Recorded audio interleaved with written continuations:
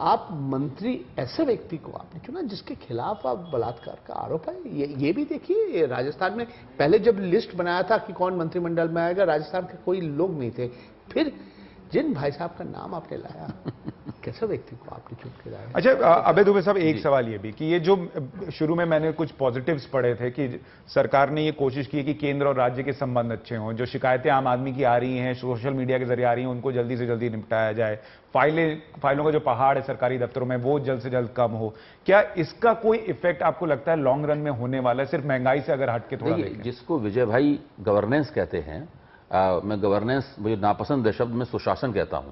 तो सुशासन के दो हिस्से होते हैं, मेरी जहां तो छोटी सी समझ है वो ये, एक हिस्सा वो है जिसमें आप जनता को, जिसके जरिए आप जनता को फौरी राहत देते हैं, जिसमें दूरगामी उपाय नहीं किए जाते हैं, ऐसे कदम नहीं उठाए जाते हैं कि दूरगामी असर हो। और एक बहुत बड़ा, ये छोटा हिस्सा है, और एक बड़ा हिस्सा ऐसा है जिसमें आप प्रशासन को दुरुस्त करते हैं, उसे अपने मन का बनाते हैं ताकि अपने मन के कार्यक्रम लागू कर पाएं, ब्यूरोक्रेसी को आप नौकरशाही में चाबी भरते हैं। फौरी वाला काम नहीं हो पाया। वो तो जो फौरी वाला काम है वो तुरंत करनी चाहिए, नाम ही उसका फौरी है। अगर आप ये नहीं करेंगे तो देखिए, आप अभी जनता इनको समय देने के लिए तैयार है। मैं नहीं कह रहा हूं जनता 1 महीने में से नाराज हो गई है, ये कहना नादानी तो अभी स्थिति नहीं है। मेरा कहना है कि धीरे धीरे अगर ऐसे ही आगे समय बीतते देर नहीं लगती है। जनता तो समय देने को तैयार है, मेरे पास वक्त कम है, समय हाथ से फिसलता है। संजय निरुपम साहब, विपक्ष कितना समय देने को और तैयार है मोदी जी को? 1 महीना तो हो गया। देखिए, ये बात तो सही है कि हनीमून पीरियड लगभग खत्म होने की स्थिति में है, इनका बहुत जल्दी खत्म हो रहा है। दूसरा, कांग्रेस और बाकी विपक्षी दलों की बात आप छोड़ दें, जो पढ़े लिखे लोग हैं, जो अखबारों में लिखते हैं, बोलते हैं, पढ़ते हैं, सुनाते हैं, उनमें से एक लेखक ने 1 महीने क्या 20 दिन के अंदर लिखा कि नरेंद्र मोदी का नया नाम चुपेंद्र मोदी होना चाहिए।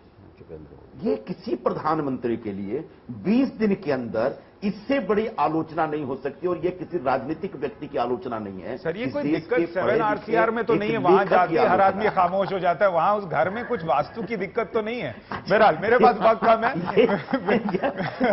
विजय गोयल साहब, एक आखिरी रिएक्शन आपसे कि जनता जो सुन रही है उसके लिए अगर आप कुछ बता सकें कि वो और कितना इंतजार करे महंगाई या इन चीजों को लेकर। समझता हूं कि मुझे इनके मुकाबले में 5 गुना ज्यादा समय देना था, क्योंकि 5 वर्सेस 1 हो रहा है जी। अरे नहीं, दूसरी बात यह, 30 दिन का समय कोई आकलन के लिए, 30 दिन का समय कोई आकलन के लिए नहीं है।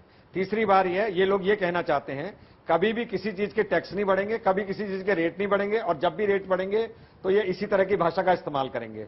एक सरकार हिम्मत करके अच्छे फैसले ले रही है, एक प्रधानमंत्री दिन और रात कर रहा है, एक प्रधानमंत्री ने जनता और ब्यूरोक्रेसी के अंदर कॉन्फिडेंस पैदा किया है, और एक प्रधानमंत्री के कारण अब इन्वेस्टमेंट दिन और रुके देश में आने लगी है। समय नहीं है मेरे पास सर। आम जनता को रुकने की कोई जरूरत नहीं है।